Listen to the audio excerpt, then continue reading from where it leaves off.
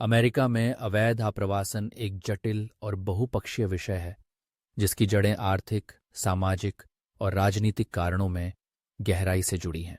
2022 के आंकड़ों के अनुसार लगभग 8.8 करोड़ अवैध प्रवासी संयुक्त राज्य अमेरिका में रह रहे हैं।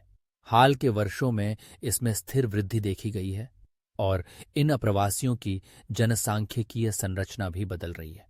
पहले मेक्सिको से सबसे अधिक अवैध अप्रवासी आते थे, लेकिन अब उनकी हिस्सेदारी घटकर 87% रह गई है, जो अब तक की सबसे कम मात्रा है। इसके अलावा अन्य देशों से आने वाले लोगों की संख्या बढ़ी है।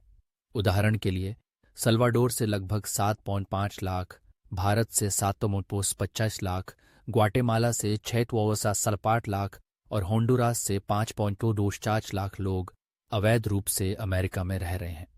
अगर हम उत्तरी त्रिकोण यानी सल्वाडोर, ग्वाटेमाला और होंडुरास की बात करें तो ये देश कुल अवैध अप्रवासी आबादी का लगभग 18% योगदान करते हैं। अमेरिका के लिए इस प्रवाह को रोकना इतना कठिन क्यों है? इसके कई कारण हैं। सबसे पहले, इतनी बड़ी संख्या में लोगों की पहचान करना, उन्हें पकड़ना, हिरासत में रखना और देश से बाहर भेजना बेहद खर्चीला और जटिल है।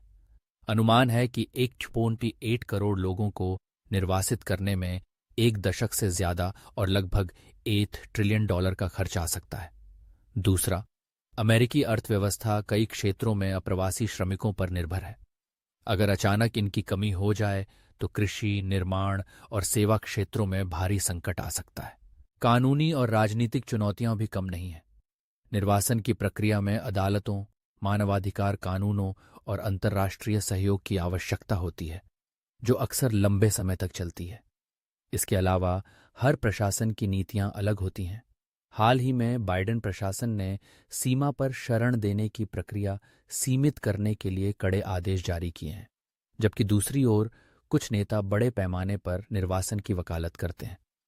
इन सब कारणों से अमेरिका के लिए अवैध आप्रवासन को रोकना एक जटिल और दीर्घकालिक चुनौती बनी हुई है।